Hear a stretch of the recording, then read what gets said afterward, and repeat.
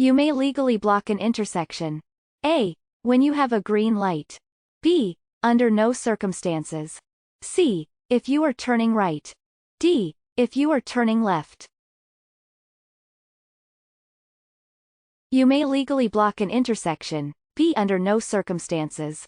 Drivers are never legally allowed to block an intersection. Doing so can impede the flow of traffic, increase the chances of a collision, and result in a traffic ticket. Even if you have a green light, you cannot block an intersection. If you do not have enough space on the other side to clear the intersection completely, do not proceed.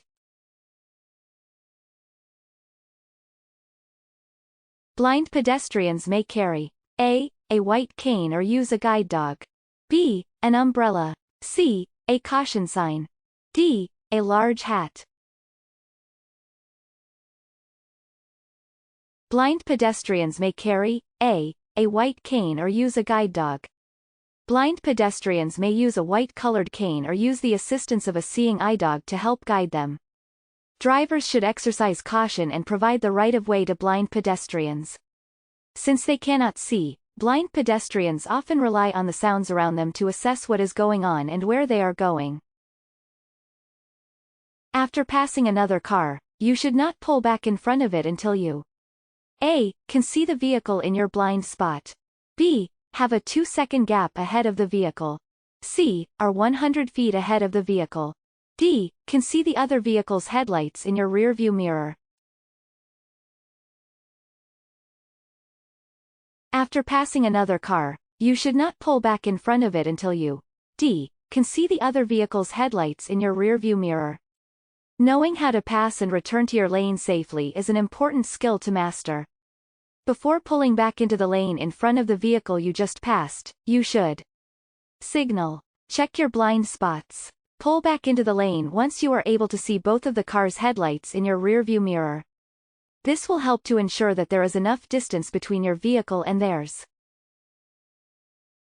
Which of the following is not true about seatbelts? A. Seatbelts are only required for passengers under 18 years old. B. Seatbelts are not effective in low-speed collisions. C. Seatbelts do not need to be worn on short drives. D. None of these are true. Which of the following is not true about seatbelts? D. None of these are true. Most states require that the driver and all passengers be wearing a properly fastened seatbelt when the vehicle is moving. Small children are required to be seated in a federally approved car seat in the back seats of the vehicle.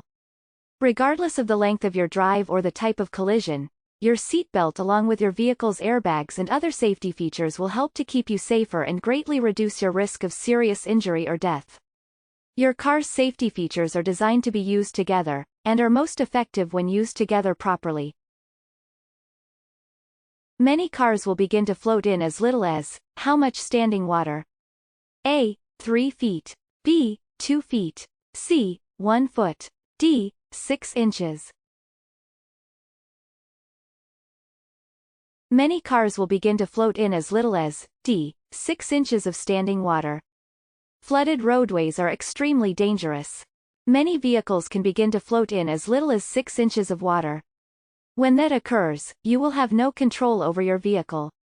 Moving water can quickly wash you and your vehicle away, and cars can become flooded very quickly. If you come across a flooded road or area of standing water, do not attempt to drive across it. A traffic sign with a red circle around and a slash over a symbol means A. No parking. B. The action indicated by the symbol on the sign is allowed. C. The action indicated by the symbol on the sign is prohibited. D. Do not enter.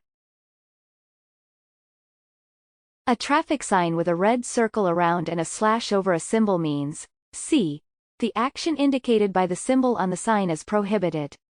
Road signs that prohibit certain actions will take the form of a red circle with a slash through it over a symbol. Common examples of signs that prohibit things include no parking signs, no right turn on red, no U-turn, no left turn. Your driver license may be suspended for causing A. Another driver to honk. B. Traffic during rush hour. C. A minor accident.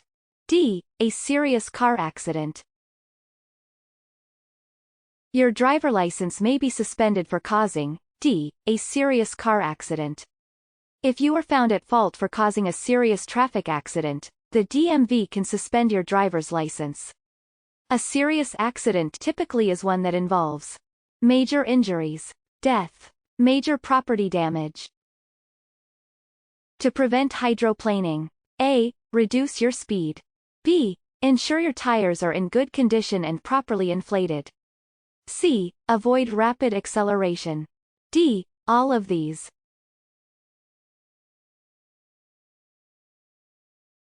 To prevent hydroplaning. D. All of these. Hydroplaning describes a phenomenon in which your tires lift up off of the surface of the road and ride atop a thin film of water. This can happen when it is raining or when roads are wet and water has collected. When your vehicle starts to hydroplane, you will not be able to control it and can quickly go into a skid or crash. Hydroplaning can occur at speeds as low as 35 miles per hour, and the likelihood of hydroplaning increases at higher speeds. Stopping a vehicle with good brakes from 20 miles per hour under good conditions requires about A. 63 feet to react and come to a stop. B. 55 feet to stop. C. 43 feet to apply the brakes and stop. D. 35 feet to react and come to a stop.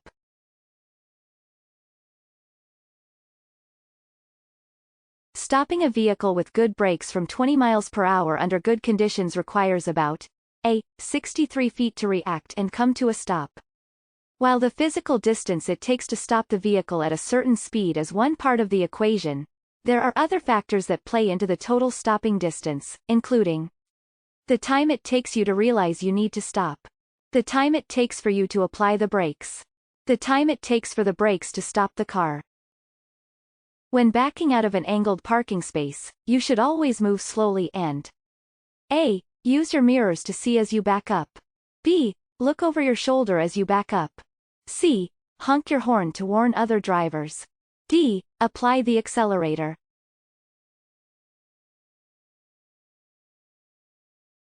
When backing out of an angled parking space, you should always move slowly and B. Look over your shoulder as you back up.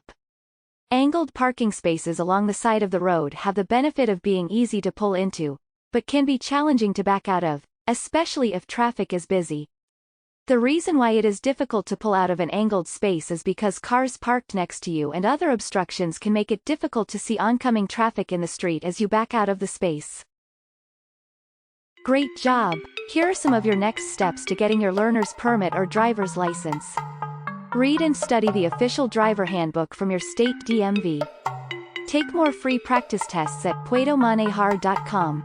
Gather all your necessary forms and documents before you visit the DMV office. Before you know it, you'll be driving in your very own car all by yourself. puedomanejar.com. Free DMV practice tests and much more to help you pass your real exams. Visit us today.